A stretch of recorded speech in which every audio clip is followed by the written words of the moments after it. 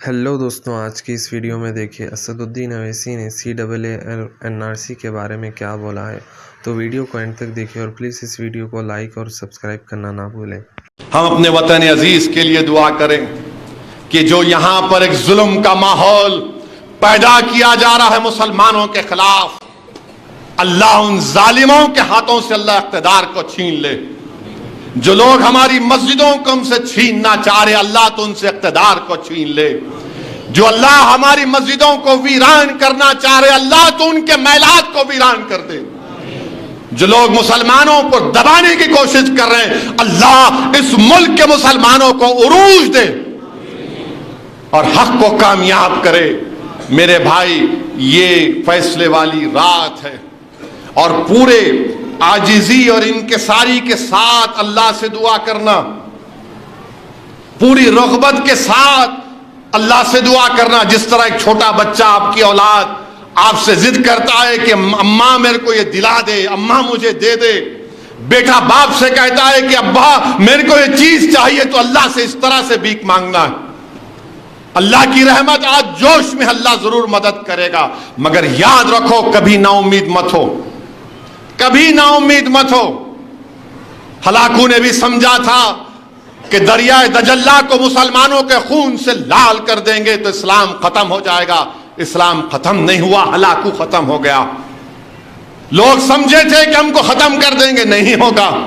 अपने ईमान को मजबूत रखिए, मायूसी को करीब आने मत दीजिए। और कुरान में अल्लाह फरमा रहा, ला तक़नतु मिन रहमतिल्लाह, कि मेरी रहमत से मायूस मत हो, अल्लाह की रहमत से मायूस मत हो। और जब आपके दिलो दिमाग में बात पैदा होती, अरे भाई ये क्या हो रहा है, ये क्या हो रहा है।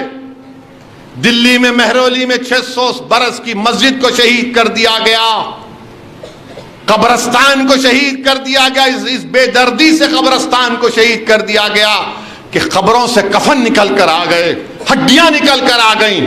मगर मेरे भाई याद रखो, अल्लाह के रसूल सल्लल्लाहु अलैहि वसल्लम ने फरमाया था कि मुझसे पहले किसी को इतना नहीं सताया गया, ना मेरे बाद किसी को इतना सताया जाएगा।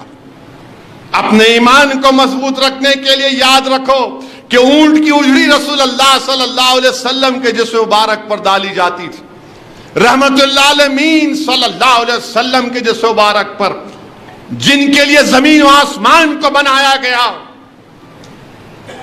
मेरे अजीज दोस्तों और बुजुर्गों, अपने हौसलों को बुलंद रखो।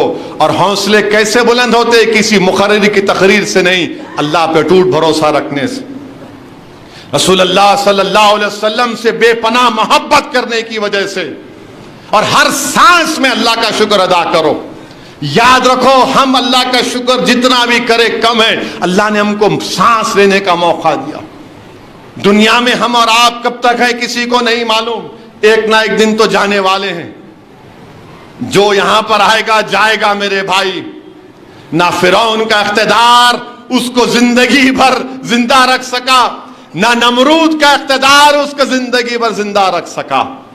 बल्कि नमरूद इतना बड़ा जालिम था कि अल्लाह ने उसको एक ऐसी बीमारी में मुब्तला किया कि अल्लाह ने एक लंगड़े मच्छर को उसके दिमाग में दाखिल कर दिया, और वो उसी बीमारी के साथ कई सौ साल हुकूमत करता रहा।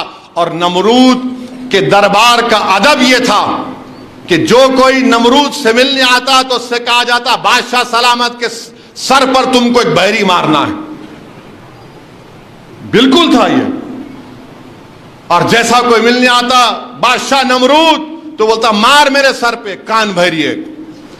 जब सर पे मार पड़ती तो थोड़ा उसको राहत मिलती थी।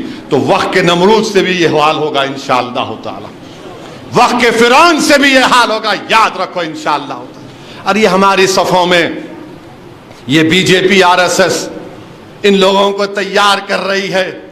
नहीं, CAA से कुछ नहीं होता। अरे तुम्हारे को CAA की सी नहीं आती, तुम्हारे को CAA का फुल फॉर्म नहीं मालूम, तुमको NRC NPR नहीं मालूम। नहीं, मस्जिद पे बातचीत होंगी, क्यों? मस्जिद तुम्हारी बाप की जायदाद है। तुमको शरीयत नहीं मालूम, तुमको कुछ नहीं मालूम। और बीजेपी ऐसे लोगों को तैयार कर रही जिनको ना शरीयत से कोई वास्ता, جن کو نہ قرآن اور سنت سے کوئی واسطہ، نہ سمجھ ان کو، نہیں کچھ نہیں ہوتا، مسجد پہ بات چیت کرنی چاہیے۔ ارے اپنا گھر کا سودا تم کر لو، مگر یہ اللہ کا گھر ہے، اس پہ کوئی بات چیت نہیں ہو سکتی ہے۔